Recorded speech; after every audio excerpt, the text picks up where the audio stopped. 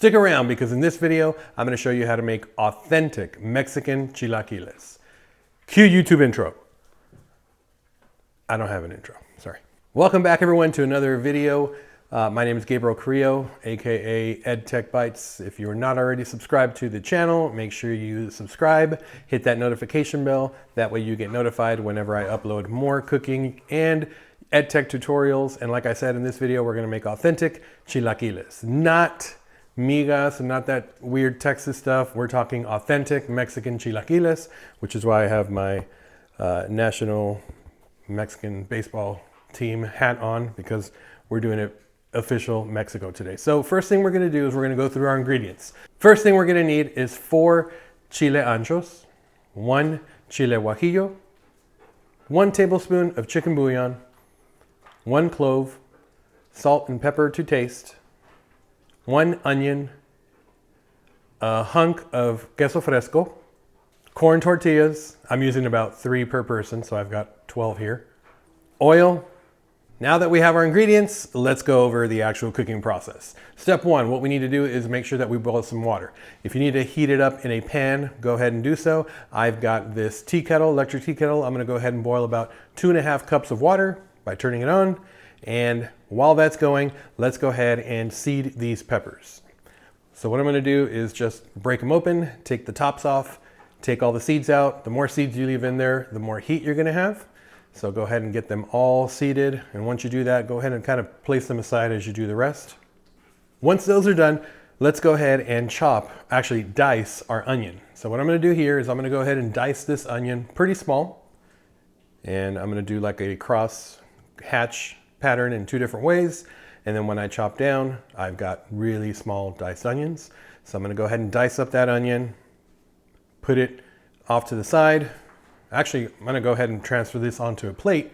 And then once that's on the plate, I'm gonna take that chunk of queso fresco. If you don't know what it is, ask at your supermarket, wherever you happen to get your groceries, and I bet you they're gonna have some.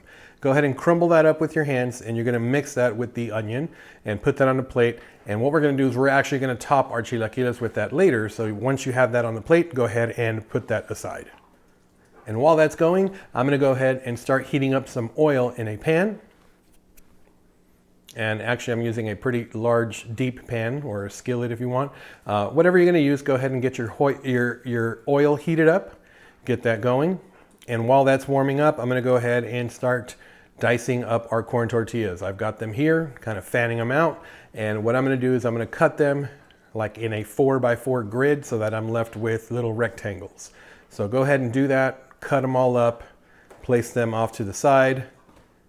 Once our water is officially boiled, what we're gonna do is we are going to drop our chili pods and our 1 clove into the blender bowl. So I've got the blender here. I'm gonna go ahead and add that stuff in there. And now I'm gonna go ahead and pour in my water, my boiled water. It's about 2.5 cups. Go ahead and pour that in, kind of mash it down a little bit, put the lid on the blender and leave it for about 10 minutes. What we wanna do is we wanna soften up those chilies. That way they're more, they can blend easier. And now that our oil is heated up and ready to go, let's go ahead and drop our tortillas in there. So be very careful when you do this. You don't want to splash on yourself and get yourself burned. So go ahead and throw those in. And I've got a little spider tool that I'm using here, mixing them around and make sure that they fry up evenly. You might have to do this in a couple of batches, but make sure that your tortilla strips are cooked, not overcooked, and ready to go. When they're done, go ahead and take them out. I like to put a folded paper towel on a paper and then take them out with the spider, put them in there, let them cool, trying to get them as flat as possible. That way they can cool down and they're not super greasy. Now let's take a look at our chicken bouillon. I've got my chicken bouillon, it's about 1 tablespoon. I also like to add in a little bit of salt. So I'm gonna go ahead and crack in some salt here, as well as some fresh cracked pepper. Put that all into the same bowl. And about this time is when your your chilies are ready to blend. So I'm gonna go ahead and take the top off.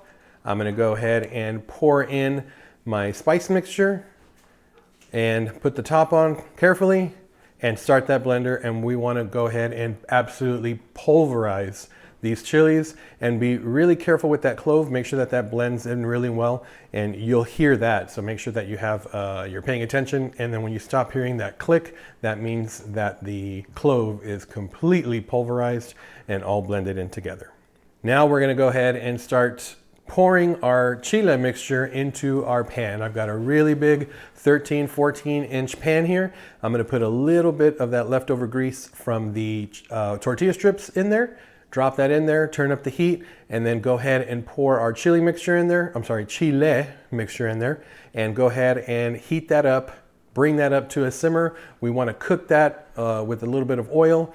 This is where you would taste it, add any salt, pepper, anything else that it might need, and adjust to your liking. Once that is ready to go, we are going to drop in our tortillas, our fried tortillas. And you might want to do this per serving. So I'm going to add in 1 serving here, maybe 1.5. I'm feeling pretty good today.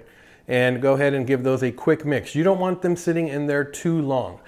Make sure they're nice and coated, and once you see that they're all nice and coated, use that same tool, get them out onto a plate, right in the middle of the plate, and make sure that everything is coated, delicious. And let's move on to our onion and our cheese. So that onion and crumbled cheese mixture, the queso ranchero, the queso fresco, go ahead and crumble that with the onion on top, nice and coated. And if you have any sort of crema mexicana, or a mixture of some sour cream, a little bit of milk, maybe some mayo and some salt and pepper, go ahead and top that on top right now. Perfect time to do so. And it wouldn't be chilaquiles without some eggs, especially because it's a breakfast food. So let's go ahead and do some eggs. You could do scrambled eggs. My wife really likes them with scrambled eggs, so I made hers with some scrambled eggs on top. I personally like 2 over medium eggs. So whatever you like, do it, and place them on top of your chilaquiles. Ladies and gentlemen, you have just made your chilaquiles. It is officially time for our taste test. So let's see how these look. Let's see how these taste. So let's go ahead and take, oh man, I could not stop eating these after that first bite. They were so good. Not a very difficult recipe to make. You probably have some of these ingredients. You might have to go out and get your chilies. You might have to go out and get that queso ranchero. That's fine, but it doesn't take too much time as long as you're prepped and ready to go. So once again, thank you for joining. Make sure you comment, like, and subscribe. That way you're notified of more videos as they come through, as they're published. And if you're not already subscribed to the EdTech Bites podcast, all you educators, make sure you do so as well. And there it is, ladies and gentlemen. You now know how to make authentic chilaquiles rojos, straight Mexican style, not this Texas miga stuff. So, buen provecho.